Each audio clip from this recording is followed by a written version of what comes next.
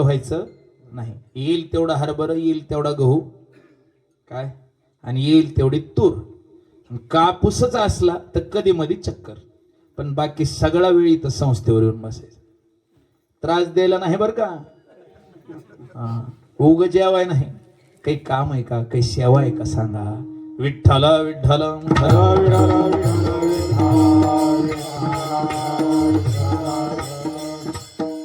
उत्तरायणात परमार्थ करायचा आहे, दक्षिणायनात संसार म्हणजे सगळं आलं, घरदार संसार सगळं. तुम्ही म्हणताल महाराज पण लग्न तर उत्तरायणातच जास्त आहेत. लग्न हे सुद्धा पारमार्थिकच काम आहे, लक्षात ठेवा. तदेव लग्नम सुदिनम तदेव ताराबलम चंद्रबलम तदेव विद्याबलम दैवबलम तदेव लक्ष्मीपते ते अंघ्रियुगम स्मरामी. लग्न लावताना नवरा नवरीला काय सांगितलं जाते, काय सांगितलं जाते? हार घाला बसा गपचूप असं नाही. भावे सद्गुरूचे पदांबुज धरा, चित्ती स्मरा साजिरे. देवाचे पाय आठवा, गुरुचे पाय आठवा. म्हणून लग्न सुद्धा उत्तरायणात जास्त आहे. विठ्ठल विठ्ठल. ग्रहस्थाश्रमा इतकी पवित्र वाट देवाकडे जायची दुसरी नाही. लग्न कशासाठी लावलं जाते माहिती का? त्यांना लेकरं व्हावेत, त्यांनी दुसऱ्याचे बांध कोरावेत, ह्याच्यासाठी नाही. त्या दोघांनी मिळून भगवंताच्या प्राप्तीचा मार्ग चालावा, ह्याच्या करता लग्न लावायचा विधी आहे. तुम्ही म्हणाल हे कुठं आहे? अथर्ववेदात बघा तुम्ही काय चिंतन सांगितलं. विवाह संस्काराचं कारण काय? विवाह सुक्तम नावाचं सुक्तच आहे अथर्ववेदात. त्याच्यात अंतिम कारण सांगितलं, विवाहात ब्रह्म प्राप्त्यर्थही. कशा करता विवाह आहे? परब्रह्म स्वरूपाच्या प्राप्ती करता त्या जोडीनं एकमेकाला मदत करीत भगवंताच्या मार्गावर घेऊन जायचं. म्हणून नवराचा देवाला विसरला ऐका तर बायकोचं काम आहे, पंढरपूरला जाऊ, चला आळंदीला जाऊ, वारीला जाऊ, आपलं पोरग संस्थेत टाकू, हे सांगणं काम आहे त्या माय माऊलीचं. ते एक गाणं लय भारी होतं माग, ते काय अभंग नाही तो, असंच धनी मलाई काय, धनी मलाई दाखवा ना विठुरायाचे म्हणायचं नाही, कीर्तन सुरू आहे नाही. आता ते मी ऐकलं टेपवर असं चलत चलत. मी कशासाठी सांगतो ते, आता ते गाणं आहे त्याची चाल वेगळी आहे ते सोडा, पण त्याच्यातला भाव महत्वाचा आहे. बायकोचं काम आहे आठवण करून दिलं. एखादी माता माऊली सुद्धा जर धर्म विसरली तर तिला नवऱ्याने आठवण करून द्यायची, तू सुद्धा नामस्मरण कर, भक्ती कर. ठीक आहे नातं नवरा बायकोचं असू द्या. महादेव पार्वतीचं नातं कोणतं आहे? पण जगदंबा शिष्य आहे ना. आदिनाथ उमा बीज प्रगटले, मच्छिंद्राला आदले. त्याच्यामुळं विवाह कार्य जरी उत्तरायणात अधिक असले तसं दक्षिणायनात सुरू होते. तुळशीचं लग्न लागलं महागच काय सुरू झाले, पण उत्तरायणात अधिक आहेत कारण हे सुद्धा धर्माचं कार्य आहे. म्हणून उत्तरायणात धर्म, अध्यात्म, परमार्थ, साधना, योग, सिद्धी याच्या करता, नामस्मरणा करता उत्तरायण आहे. म्हणून हा मकर संक्रांतीचा काळ संकल्प करायचा आहे. आणि ह्या मकर संक्रांतीला एक म्हण आहे, तिळगुळ घ्या आणि गोड गोड बोला. तीळ आणि गुळ म्हणजे काय सांगतो. तीळ हा इतका छोटा बीज आहे ना, त्याला 3 टोकं असतात बघा, नीट मोजून बघा. 3 डायमेन्शन्स. एक समोरच्या बाजूला निमुळते, पाठीमागं 2 डायमेन्शन आहे आकार तिळाचा. 3 गुण आहेत जीवाचे, तमोगुण, रजोगुण आणि मी तमोगुण आधी घेतला कारण संख्या जास्त त्यांचीच आहे. विठ्ठल विठ्ठल विठ्ठल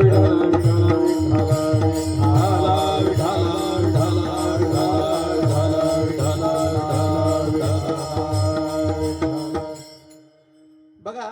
एक महत्वाचं सांगतो तुम्हाला, 3 बाजू आहेत जीवनामध्ये सुद्धा. सत्वगुणीकडेही रजतम आहे, रजोगुणीकडेही तमसत्व आहे आणि तमोगुणीकडेही सत्वरज आहे.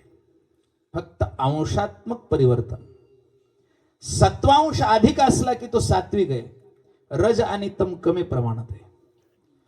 रजोगुणीकडे तम आणि सत्व कमी आहे, पण रजोगुणाचा आधिक्य म्हणून तो राजस आहे. आणि तामस जो आहे त्याच्याकडे तमाचा आधिक्य आहे, रजसत्वाचं न्यूनत्व आहे. पण असा कुणीही नाही की फक्त शुद्ध सत्वगुणच आहे आणि रजतमाचा अंशही नाही. कारण असा जर झाला तर तो गुणात राहत नाही, गुणातीत होतो. विठ्ठल विठ्ठल.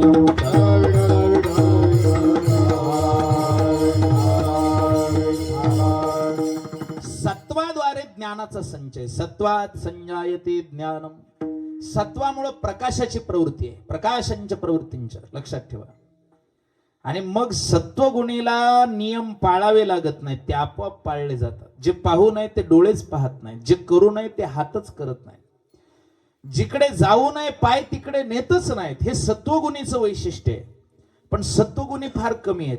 पण सत्वगुणी झाला म्हणजे उद्धार झाला का? नाही झाला. त्या त्रिगुणाचा लय व्हायला लागेल. गुणातीत स्वरूपात पोचणं. मानापमानयो स्तुल्य स्तुल्य मित्रारी पक्षयो सर्वारंभ परित्यागी गुणातीत स उच्चते. त्या गुणातीत स्वरूपापर्यंत जाणं महत्वपूर्ण आहे. सुखदुःखाचा परिणाम जोपर्यंत चित्तावर होतो तोपर्यंत अज्ञानाचं दृढीकरण आहे, यात शंकाच नाही.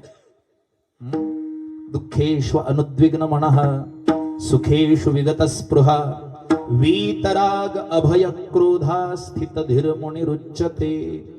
या मुनित्वापर्यंत मनः जित्वा इति मुनी, मनाला जिंकण्याची जी स्थिती आहे तिथपर्यंत जाणं ही गुणातीतता आहे. पण गुणातीतता कधी होईल? जीवदशेत होईल का? नाही.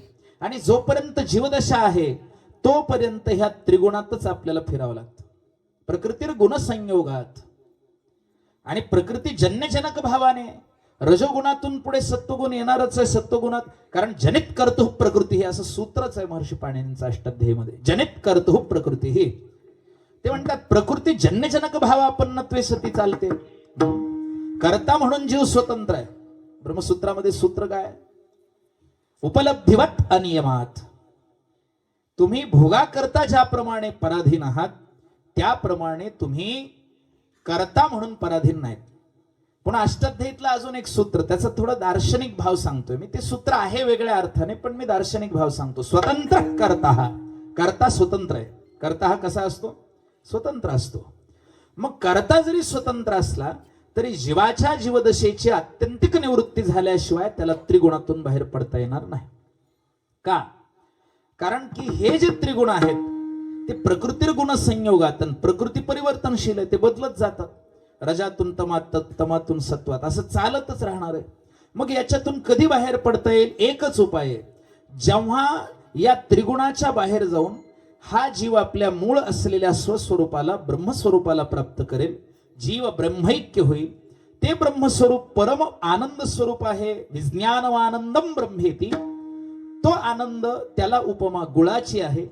आणि त्या जीव ब्रह्मैक्याचं नाव संक्रमण आहे, मकर संक्रांती आहे. आणि तो जीव जेव्हा ब्रह्मरूपाशी प्राप्त झाला तेव्हा ते ब्रह्मसुख त्याला कसं प्राप्त झालं?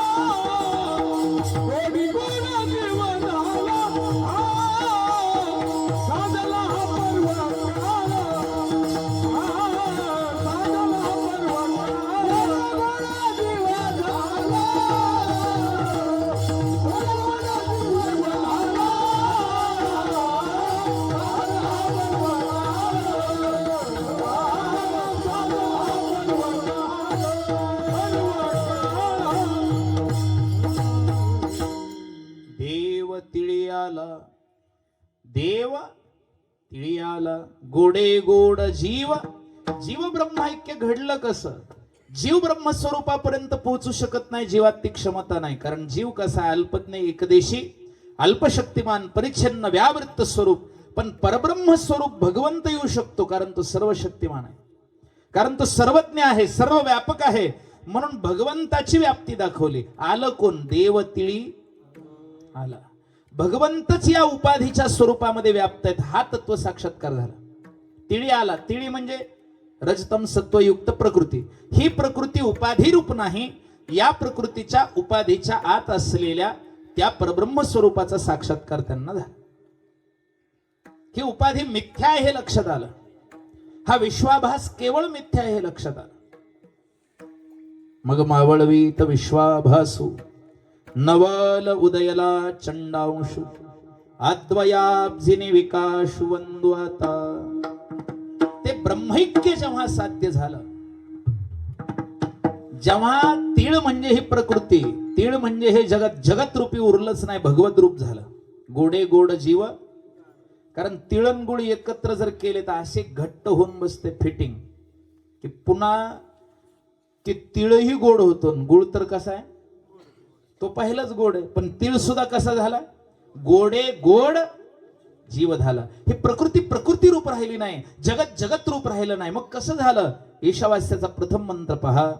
ओम ईशावास्यमिदगुं सर्वं यत्किंचाह जगत्यां जगत तेन त्यक्तेन भुंजीथा मा गृधक्कस्य स्विद्धनम्.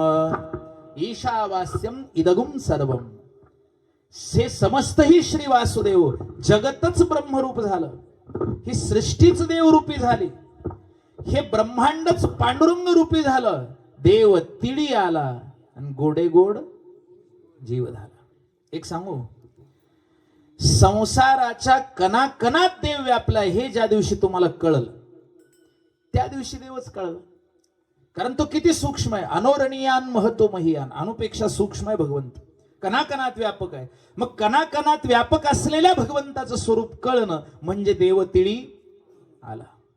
जग जग रूपात दिसेना, संसार संसार रूपात दिसेना, देव रूपात दिसायला लागलं. जे जे दृष्टी दिसे ते ते हरिरूप. पूजा ध्यान जप त्यासी नाही, नाथ महाराज सांगतात. त्या स्थितीला आलात म्हणजे देव तिळी आला. आणि परिणाम काय झाला? त्या भगवंताच्या परमानंदाची प्राप्ती झाली. गोडे गोड जीव झाला. सगळं काही गोडच झालं. सुखाचे व्यवहारी सुखलाभ झाला, आनंद कुंदला मागे पुढे. आणि ज्या दिवशी जीव ब्रह्मैक्य झालं, ज्या दिवशी विश्वाभास मावळला, ज्या दिवशी ब्रह्मसुखाची प्राप्ती झाली, त्या संक्रमणाचा काळ म्हणजे मकर संक्रांती आहे. आणि ज्या काळामध्ये ब्रह्मसाक्षात्कार झाला, ऐका, ज्या वेळेमध्ये ब्रह्मसाक्षात्कार झाला त्याच्यापेक्षा श्रेष्ठ पर्व काळ जगामध्ये दुसरा नाही. हे दुसऱ्याचे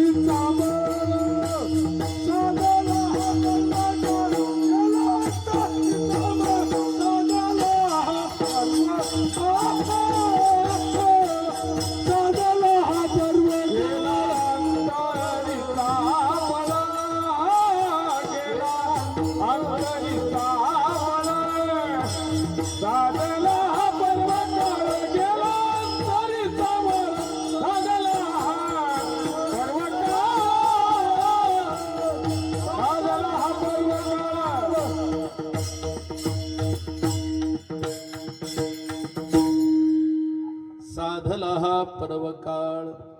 कालातीत भगवंताच्या स्वरूपाशी ऐक्य होण्याचा जो काळ आहे, जीव ब्रह्मैक्य जिथं झालं, ब्रह्मसाक्षात्कार जिथे झाला, तो काळ पर्वकाळ आहे.